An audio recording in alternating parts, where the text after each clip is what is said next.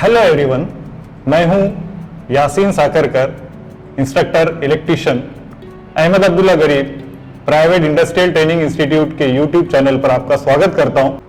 तो आज का हमारा टॉपिक है Ohm's law. Ohm's law, relation between voltage, current and resistance. तो आज हम देख रहे ओम्स लॉ हमें समझा रहा है कि किसी भी क्लोज सर्किट में वोल्टेज, करंट और रेजिस्टेंस के बीच में क्या रिलेशन है। तो ओम्स लॉ के हिसाब से current is the directly proportion of the voltage and inversely proportion of the resistance. यानी किसी भी क्लोज सर्किट में करंट जो है वो वोल्टेज के सीधे अनुपात में होता है और रेजिस्टेंस के उल्टे अनुपात में होता है। करंट जो है वो रेजिस्टेंस के उल्टे अनुपात में होता है। अब हम देखते हैं Ohm's law triangle VRI। V voltage denoted by V, volt में मेजर करते हैं।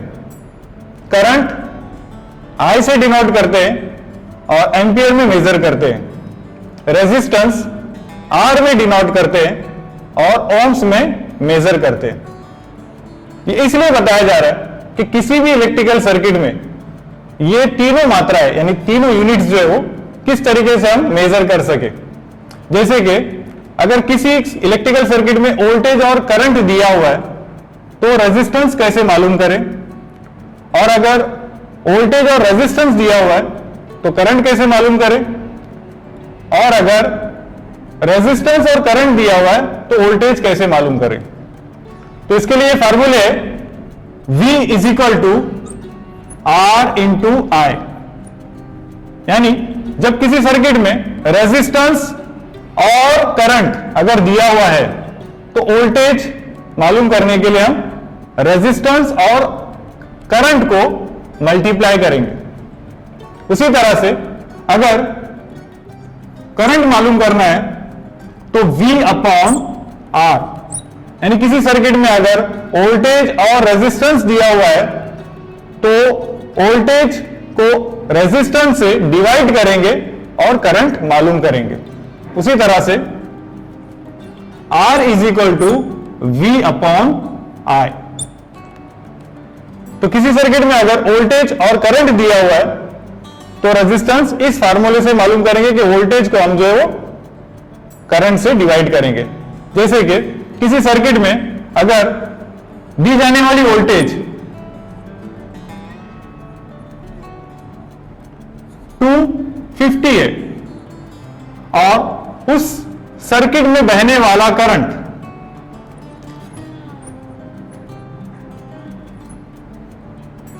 2 एम्पियर है, तो किस तरीके से हम रेजिस्टेंस फाइंड करेंगे। तो इस फार्मूले को हम अप्लाई करेंगे R is equal to V upon I।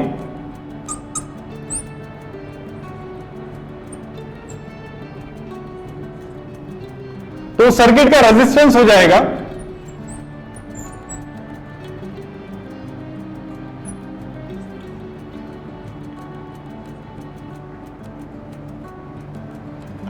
125 ओम। इस तरीके से हम इन फार्मूले को इस्तेमाल करेंगे। तो इसी तरह से जैसे हमने देखा कि R इज इक्वल टू 125 होता है, तो अगर किसी सर्किट में वोल्टेज और करंट दिया हो तो रेजिस्टेंस इस तरीके से हम फाइंड करेंगे इन फार्मूले का इस्तेमाल करते हुए। उसी तरह से अगर किसी सर्किट में वोल्टेज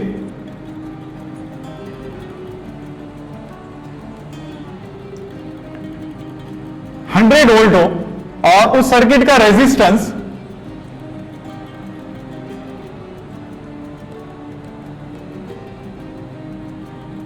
100 ओहम है तो उस सर्किट में बहने वाला करंट कितना होगा। तो उसको फाइंड करने के लिए हम ये फार्मूला इस्तेमाल करेंगे I is equal to V upon R।